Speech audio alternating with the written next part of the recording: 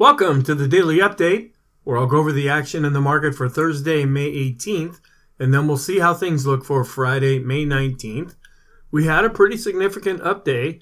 It developed later on in the day. There's a lot of choppiness that we've been seeing at the beginning of each day, and then after that gets sorted out, the smart money in the market ends up taking charge of the market and points it in the direction that they think it should go.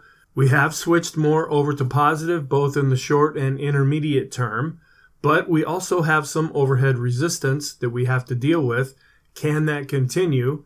And then, of course, we have to ask the question, why is the market going up? Didn't everybody say the market should be going down? That's why it's going up. You'll find that the conventional wisdom that people come up with, what they post online or what you hear in the financial media, when everybody is saying the same thing, the market most of the time has a tendency to do the opposite of that. It defies logic. There's human logic and then there's stock market logic, and the two are often completely different from each other. Before I get started, please note that I do have a supplemental video that I posted a little over a week ago. It deals with the S&P and interest rates. We're not seeing an awful lot of changes in those charts. I do have a couple of those charts to show you in the video today. I do have a PDF of all the slides and charts available in the description, either on YouTube or Rumble, as well as the podcast. I do have a private Facebook group that you're welcome to join. There's no poll this week. I'll try to get started with that next week. And also note that I ran into a little situation yesterday where my channel was just gone. I got an email saying that somehow I had violated YouTube's community standards. And for about 3 hours, I was pretty tense, wondering what to do. And the thing that makes me feel kind of helpless in the whole situation is I can't contact any of you if something like that happens. Now, 3 hours later, I did get an email saying, oh yeah, we checked everything out. You're just fine. There's no violations here. But that could have taken a few days. What are we going to do in the meantime? That's one of the reasons I have the Facebook group. I can post things in there separate from YouTube if something like that happens. Also, as a backup and additionally to the videos that I post on YouTube, I also post on Rumble, and here is the link for that. If you're somebody who has come to watch these videos on a regular basis and feel that they're really helpful to you, and you come to YouTube and suddenly I'm not there, go over to Rumble and see if a video is posted there. Also, if you do belong to Facebook and you want to join this group, I do make announcements there. I can't even go to the community tab to post an update on my YouTube channel since everything is pretty much wiped out when this kind of a thing happens. All right, let's go back and talk about what happened. Right at the open, we had a pretty flat open. Prices initially climbed above R1 at 41.78. Then we retreated down almost to the unchanged level. And it's like, okay, here we go. But we never broke below the unchanged level. We just came down close to it. As the day went on, prices climbed back above R1, and then we just kept going after that. We got above R2 at 41.97. We closed near the high. We went above 4,200, but then we closed just below 4,200. We were up 0.94%, and volume is picking up a little bit. This is rather encouraging. As we're starting to break out above the sideways channel that we've been in for quite a while now, we're seeing volume starting to pick up a little bit. The technicals have switched back more to positive, but we have a lot of warning signs that we need to be aware of. Inflation and interest rates are the main scenario. The debt ceiling is also more of a short-term situation. Hopefully that will get resolved fairly soon. We haven't had any more banking information come out yet, but that could always change at any time. What are some comments that we can make? The S&P closed just under 4,200, but it did surpass the high set back in February. Why is the market going up? As I just said, the consensus has been that it should decline. We saw that at the beginning of 2023. Everybody just thought, we're going down, down, down. The market went up, up, up. Then about the time everybody shifts their attitude and says, well, maybe I should jump in too, that's just about the time we reach a short to intermediate term top. The 4,100 level is still significant if we start to see some declines. And then House Speaker McCarthy came out and said that he sees a path to getting the debt limit bill on the House floor for a vote next week. Yet we're hearing other reports that are coming out saying that this won't be so easy to reach. Both sides have dug in their heels. They're pretty adamant about what they want, and they're not really at a midpoint right now. Then Dallas Fed President Logan came out, who is a voter on the FOMC, and said that current data does not yet support a pause in June. The market could have just tanked on that, but it didn't. On a short-term basis, we have the CCI 14 and 20, which are getting extreme positive. The Stochk RSI and the Williams percent are. These are our usual suspects. Whenever we have an up or a down day, a lot of these indicators go extreme pretty easily. You can look at it as maybe we're getting exhausted. At the same time, you can also look at it as look at the momentum that we're seeing developing here. On an intermediate term basis, we have the Sean trend meter and the percent B index that's getting extreme, and I have charts of all these to show you. The dollar was up and interest rates were up. Now, both of these could have provided headwinds for stocks, but they didn't in Thursday's session. We have the 10-year to the 5-year, which has come back on our list of inverted yield curves, where we still have the 10 to the 2-year and the 10 to the 3-month, which remain on the list. Sentiment is positive at 66, where it had been at 61. Our trend is positive and getting stronger. We've climbed above the moving average, so it is showing some strength, but both of them are still below 20, so at best it's a weak trend, yet we default to the positive with the green line on top, and the green line is going up. Our bias is now positive. We've had 2 pretty significant back-to-back up days, and I've changed our momentum over to positive as well. Economic reports that came out. We had weekly jobless claims. They're still above 200,000, but they're lower than what they had expected at 259,000. They came in at 242,000. Last week, they were at 264,000. Continuing claims, which I'm trying to keep a closer eye on now, they ticked down slightly to 1.799 million. Last week, they were a little bit over 1.8 million.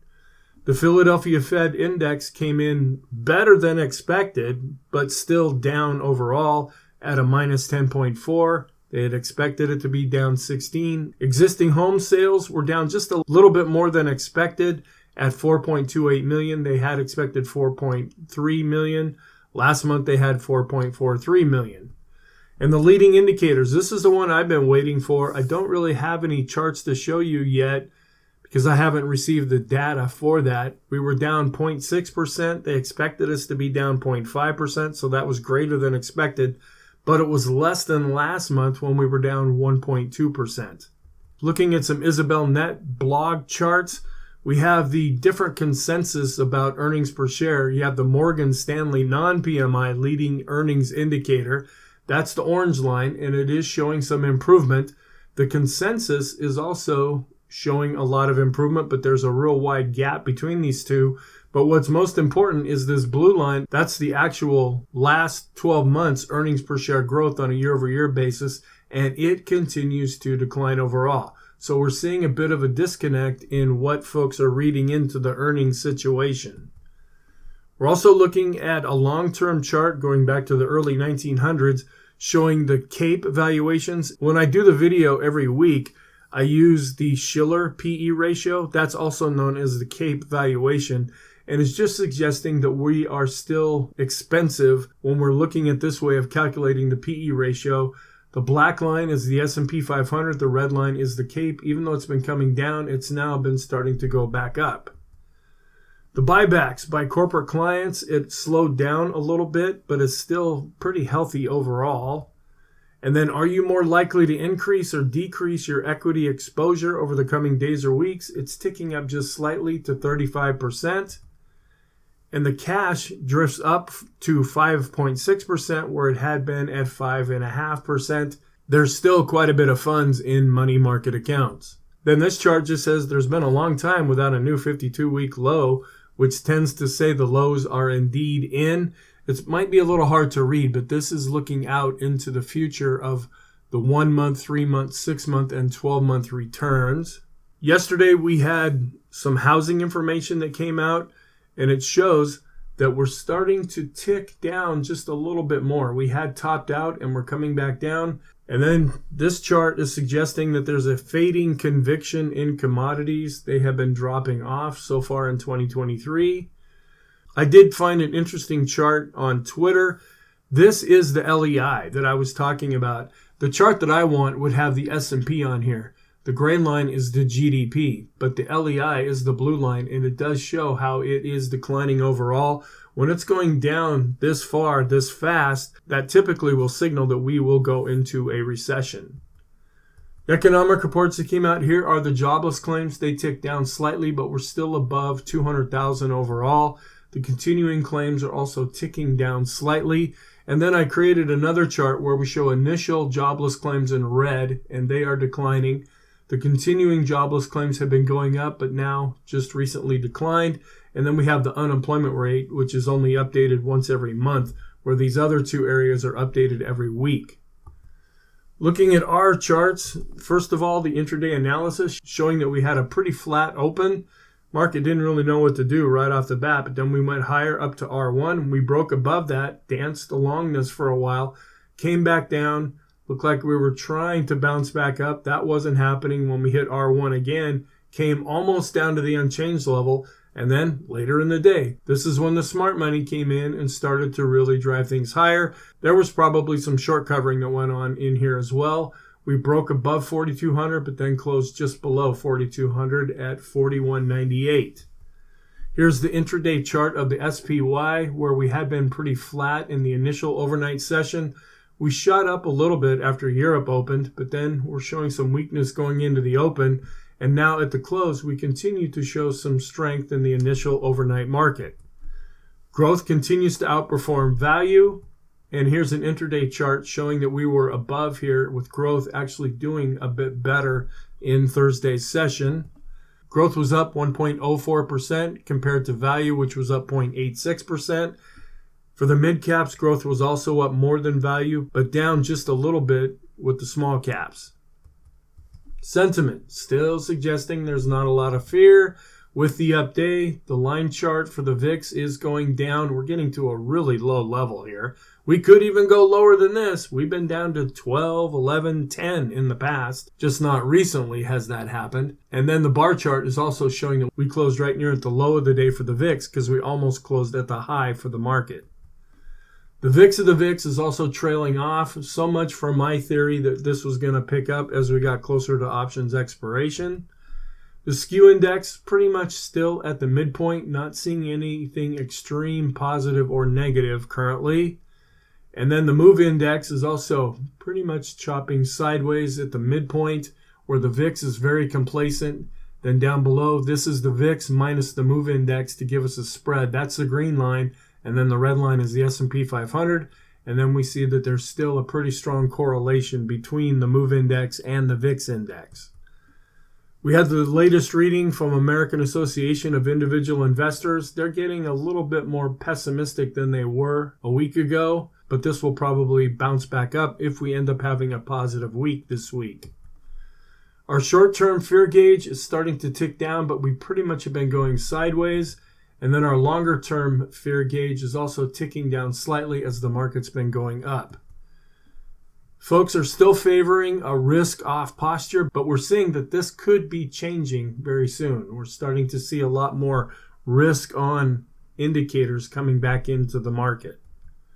Our advanced decline studies, with a breakout, we didn't really see all that great of action based on price or volume.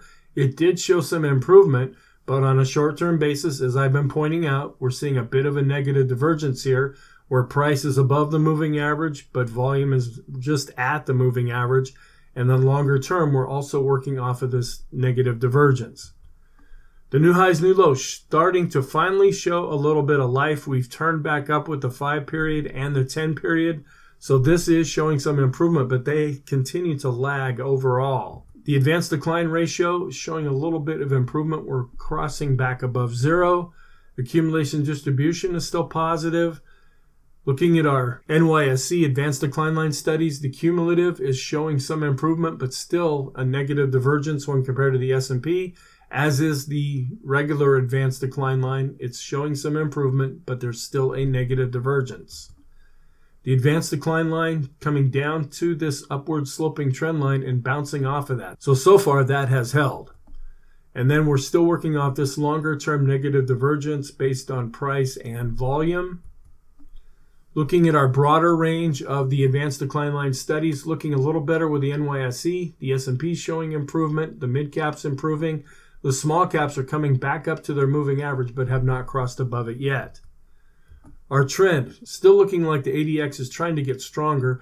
We're seeing the green line going up and the red line coming down, but we're still below 20 overall. Volume picked up. We've seen above average volume now for 2 days in a row. Looking at some short-term charts, we are breaking out above previous resistance with the S&P, but we have other resistance that we may bump into. Down on the bottom, we're slightly above the moving average for volume.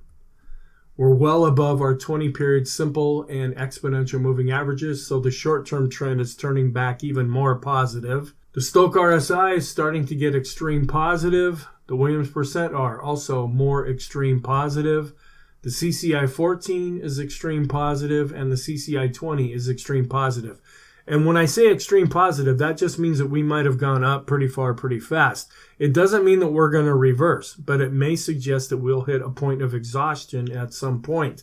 This can also be looked at a momentum play because as we're going up, these indicators are showing that there is some improvement. Another thing to be aware of with these shorter term indicators is we've been chopping sideways now for the last few weeks, and we get some kind of a move that looks like a breakout, and these indicators are going to come to life really quickly. So it doesn't take much for them to get to an extreme reading. The short-term stochastic is now getting extreme positive. The intermediate term is showing improvement, and we're finally turning back up with our longer-term stochastic. We're above all the plotted moving averages in the rainbow and showing a little bit of a breakout here. You can see where we just barely surpassed the February high. The force index is also showing improvement. That's positive. Now some intermediate term charts. The balance of power actually turned down a little bit and is more negative. We're above both the double and triple exponential moving averages, so that's showing some improvement. The go, no-go system remains dark blue. That's still positive. The TTM squeeze showing some improvement and trying to come back across the zero line. And then we're going up into our second standard deviation. We're just about at the extreme level. When we really pay attention to this is if we go quickly up into the third standard deviation, and we haven't done that yet. The Bollinger Bands are also starting to get to the upper Bollinger Band and looking a little extreme. Our Rune is showing a lot of improvement. It has crossed back above zero with the oscillator. The PPO studies, the long and intermediate term, are still positive, and we're starting to show some improvement with the short-term PPO. The McClellan oscillator is just a little bit above zero, so that's showing some improvement, but longer term, we still have this negative divergence. The broader range McClellan oscillator has crossed back above zero, but also a negative divergence longer term. The Swenlin trading oscillator based on price and volume both have crossed back above zero. Longer term, we still have this negative divergence. The Elder Impulse system for the S&P is positive. The PMO is trying to turn back up. It hasn't done so yet. We're still going down based on price, but showing some improvement based on volume. Here's our PMO study, longer term negative divergence here, but showing improvement with the PMOs that are rising, turning up again with the buy signals, but still declining with the PMOs that are above zero. The parabolic SAR system. We generated a signal yesterday, which was a switch from negative to positive, and we still have a dot underneath. So this is more intermediate term positive. The slope, I wanted to break out just an individual chart here. It's turning back positive. The MACD is also starting to turn positive. So when we look at our oscillators, the slope and the MACD are looking better. The TSI is now turning up. The PMO has not crossed over positive yet, which we just looked at. The PPO is looking a little better, crossing back above its moving average. But our longer term oscillators, the TRIX and the KST, continue to be negative. We're above all the plotted moving averages in our moving average tree. The Sean trend meter is starting to get extreme positive. It could still go higher than this, and it had been chopping sideways for a while, so it's not really a surprise to see this really move up as we were breaking out. The BPI is still above 50 and advancing, giving us a score of 53, but longer term, we're still seeing a negative divergence. The NYSE bullish percent index turning back up, but it's still below 50. The Chaikin money flow showing some improvement, that's positive, and the Chaikin oscillator is also positive. The money flow actually turned down slightly and is a little bit below 50. That is negative. The ultimate oscillator is above 50 and advancing. That is positive. The vortex turned down just a little bit as well, but it's still positive overall. On balance volume is trying to cross back above its moving average. That could be turning from negative into positive. The summation index based on price, we're still continuing to be flat overall, but we've turned up based on volume. Sometimes we get a leading indication with the volume indicator, but sometimes we get faked out as well.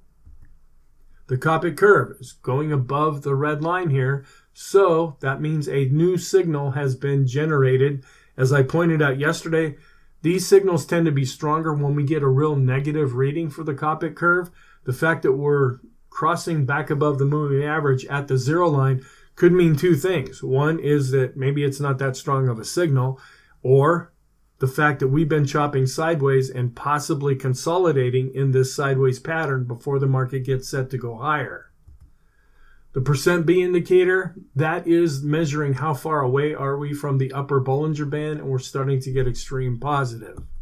We're still seeing negative divergences when we look at the percent of stocks above their 250-day moving averages. Looking at our Fibonacci and line studies, we finally broke above this 4170 level.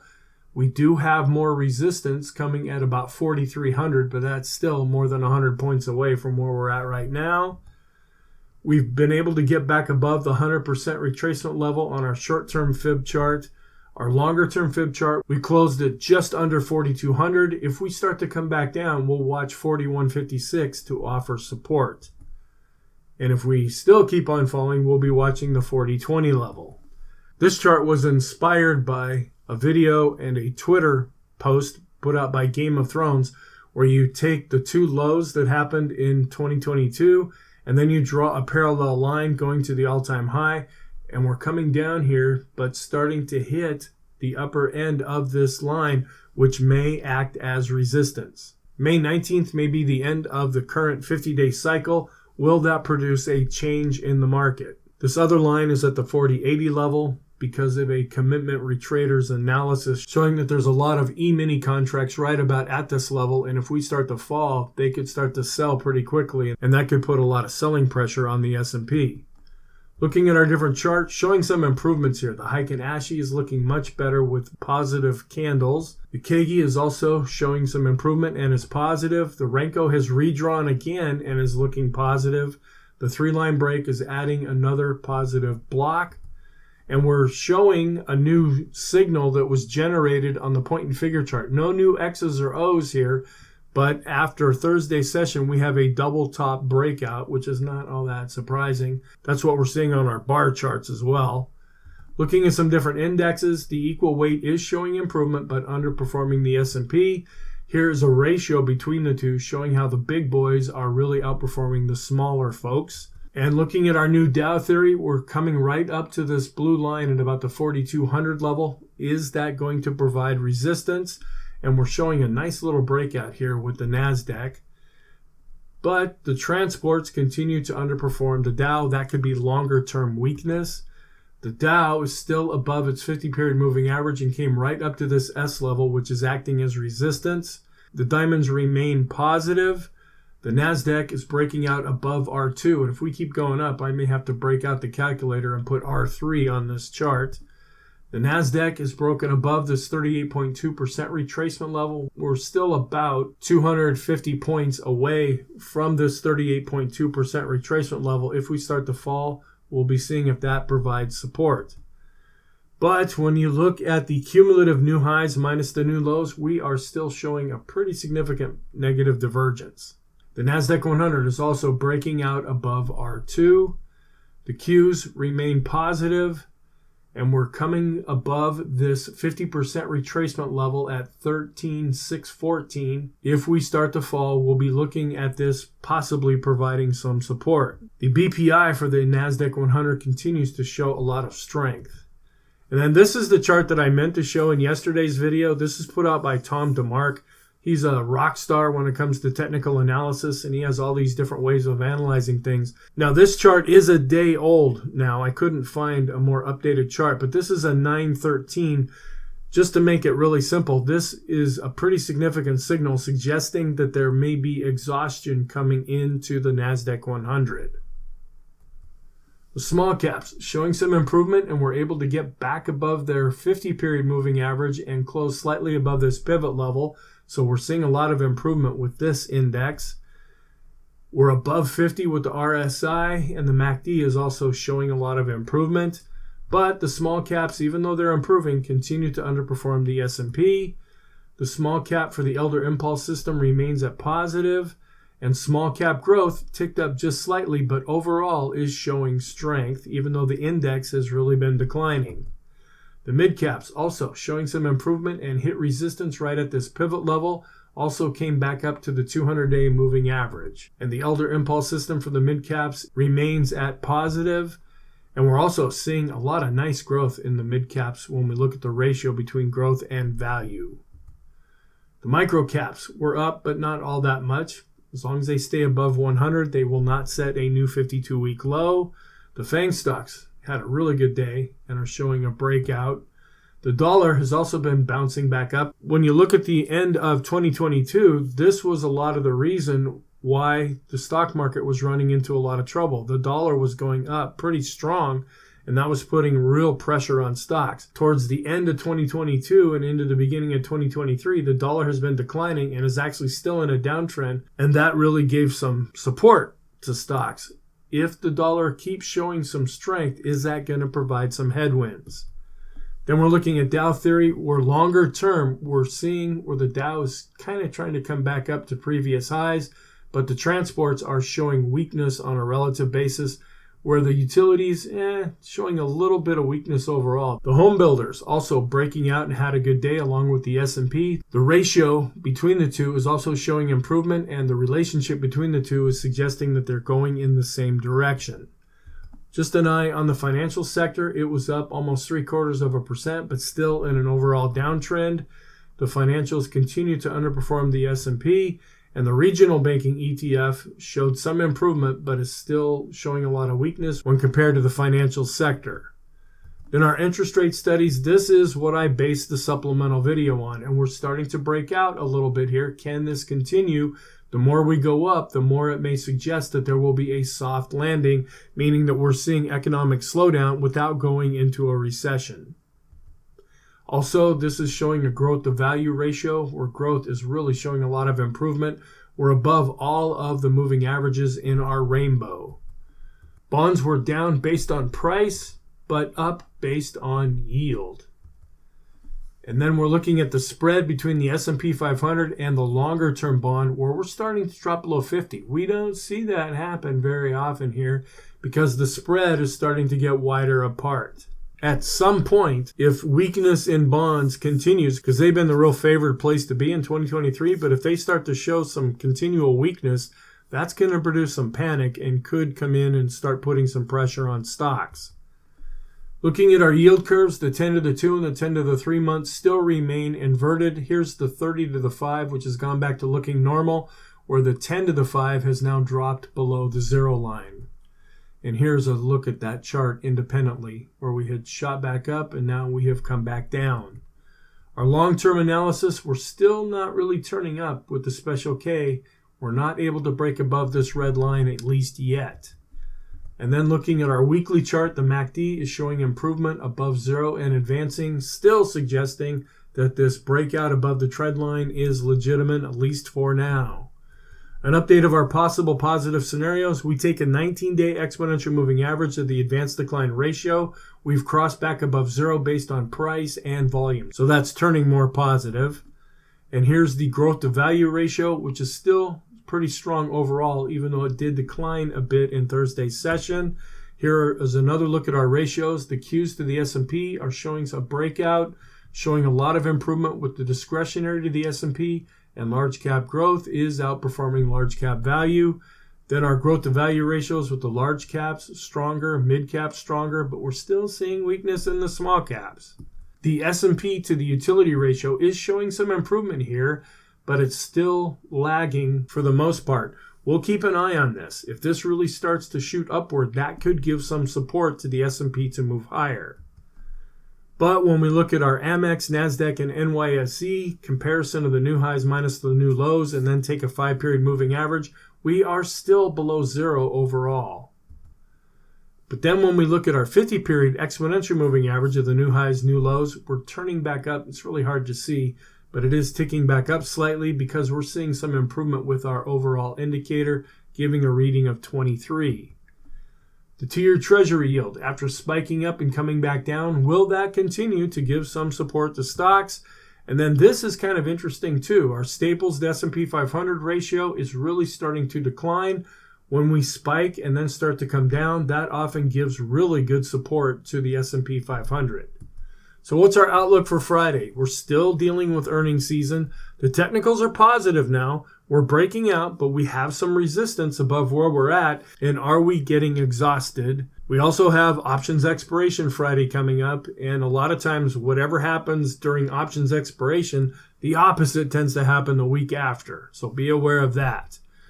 We don't have any economic reports coming out on Friday. The whole list of geopolitical events, probably the debt ceiling is short-term at the top, where inflation and interest rates are still the main thing, but have kind of gone into second place, at least for right now. And then we had another speech given by Governor Jefferson, as well as more testimony by Vice Chair Barr. The interesting thing on Friday will be the little chat that Jerome Powell and Ben Bernanke will have. For the week of expiration, we're up 45% of the time and down 55% of the time historically. Then the week after, we're up 64% of the time, but down 36% of the time. But keep in mind what I just said previous, where a lot of times what happened during options expiration can do the opposite the week after expiration. Not always that way, but just something to be aware of. Looking at May 19th, we tend to be neutral to negative with the Dow and the S&P, where we're neutral to positive with the NASDAQ. And we're coming more into the latter part of May now, where we tend to see a little bit more weakness. Here's a chart showing that we're on the 15th trading day of the month. Options will expire. They actually expire on Saturday, but this is the last trading day, where the green line is pretty much flat overall during a pre-election year. Also on the final bar, which is a daily video put out by stockcharts.com, which you can get to easily on YouTube. You don't have to be a member. They had a guest from Stock Traders Almanac, and he had a couple of interesting charts to show. The line that we're focused on is the black line. These are all pre-election years, and we're coming into May, where we do tend to see some weakness later in the month overall, but then things start to look a little bit better after that. And then the green line we can also pay attention to. This is the pre-election after midterm bear. That's what happened. We had a bear market last year and a midterm election. Now we're coming into a pre-election year. That's the green line showing as well that we might have some weakness going forward into the latter parts of May. Here's another interesting chart that he had, the S&P 500 rolling 6-month period performance by the 4-year cycle going back to 1945. This is the weaker 6 months. That's a big thing with the Stock Traders Almanac. During a midterm year, which is the green line, we tend to be negative overall, but then in a pre-election year, we tend to be positive overall, even though it's the weakest of all the other time periods that we're looking at on this chart. Also, I showed this in the weekly video last week. This is comparing 2011, the last time we had a debt ceiling issue to deal with. Folks at Stock Traders Almanac just are marking out the similarities between how the S&P is moving right now and how it moved back in 2011, and then some of the different events that have happened. You may want to pause and look at this. So our scenarios. Can't really go with the down one now. We're turning back more positive, although we do have negative divergences and our trend is pretty weak right now. Can't really go with the up one as well unless you're super aggressive. So we're still tending to go more with the sideways trend because our ADX, even though it's getting stronger, it's above its moving average. It's still below 20. Warning signs. We still have a lot of negative divergences that are all kind of coming together right now. The VIX is showing a lot of complacency. The S&P new highs are showing some weakness, but did improve in Thursday's session. The NASDAQ cumulative new highs, new lows is showing a real negative divergence there. The S&P is still underperforming utilities, but did improve on Thursday. We're still in a risk-off posture, but that may be changing if we see that chart continue to switch. The small caps are underperforming, and the mid-caps just recently generated a death cross. And then it is the NASDAQ or NASDAQ 100 getting exhausted. That's that Tom DeMark chart that I showed you with the 913, suggesting that we might be getting exhausted there. Then earnings season continues, but it's starting to come to an end. That can be either positive or negative. On the positive side, the Cobbett curve is generating a new buy signal. Even though it's at the zero line, it's crossed back above its moving average. Longer term, we have positive seasonality and setups, which apply to the whole year. Lower price levels may provide support. We're looking at 4,100, 4,080, 4,020 if we really start to decline. The NASDAQ is still breaking out above resistance. Small and mid-cap growth is showing a lot of strength. Is the market bottoming by consolidating sideways? That's still kind of in the back of our mind. And will a resolution of the debt ceiling lead to some kind of a short-term rally? If we're rallying right now ahead of that, is that going to be buy the rumor, sell the news, meaning that it may produce some weakness and they may find something disappointing about the debt ceiling agreement? So our conclusion, the S&P, it's positive. It's not really trending, at least very strong right now. And it's showing a lot of negative divergences. Is it breaking out? Is it showing exhaustion? Are we going to hit this resistance and really run into some difficult times? In the short term, we're positive. Intermediate term, we're positive. And long term, we also remain positive.